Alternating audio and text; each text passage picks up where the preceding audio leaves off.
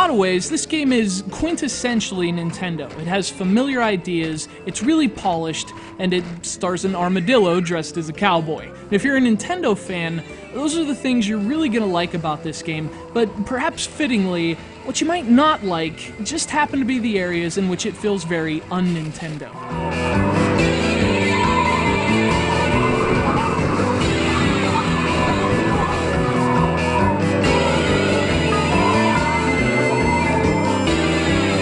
That's not to say this is a bad game, or that it needs to feel like a traditional Nintendo game to be good, but it's interesting that when Dillon's Rolling Western succeeds, it's singing in a familiar key.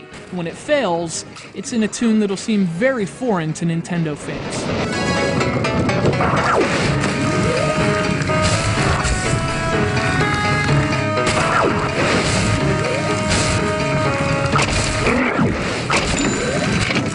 Dillon's Rolling Western was developed by Vanpool, the same studio that made the Tingle games for the Nintendo DS. And with that context, it makes sense that this game often feels a lot like Zelda. You move through vast fields as the time passes from day to night, which screams Ocarina. You do that by rolling, which is an instant throwback to Goron Link from Majora's Mask, and above all else, the heart pieces! But of course, this is not some action-adventure epic. It's actually, and this is where things get weird, an action tower defense epic, with a lot of other things stuffed between. You play as Dillon, a stoic armadillo who fits right in on Nintendo's roster. He bashes through rocks, he wears a cowboy hat, and he has a little squirrel as a partner. And in this rolling western, he's charged with protecting 10 villages from these invading rock monsters called Groks.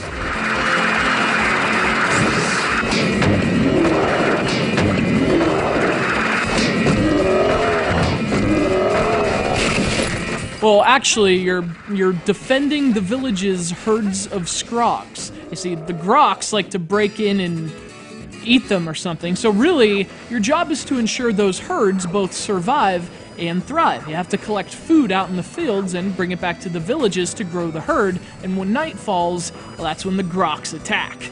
So during the day, you're in collect mode. You're finding supplies, repairing village barricades, growing the Scrog herds, but when the sky turns red, the earth will turn from blue to gray. Actually, that's not what happens. That's just a creator lyric.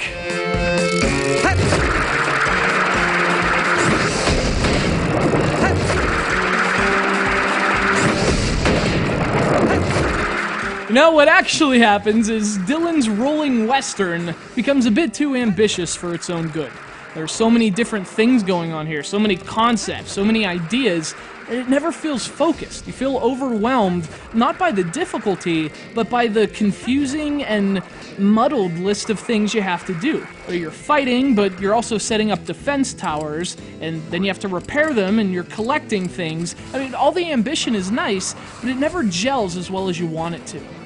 And that's the un-Nintendo aspect of this game. Now, typically, Nintendo games have a simple premise that is expanded upon with plenty of depth and brilliant level design. I mean, they're never difficult to play, but this one kind of is. And because it never explains itself, that interesting mixture of ideas can actually come across as a bit confusing.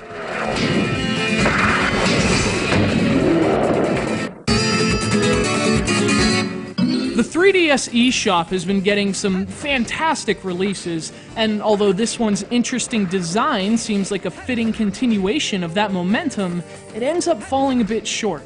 Dillon's Rolling Western is certainly unique, and if only for that, it might be worth checking out, but despite what you see, don't expect it to rock and roll.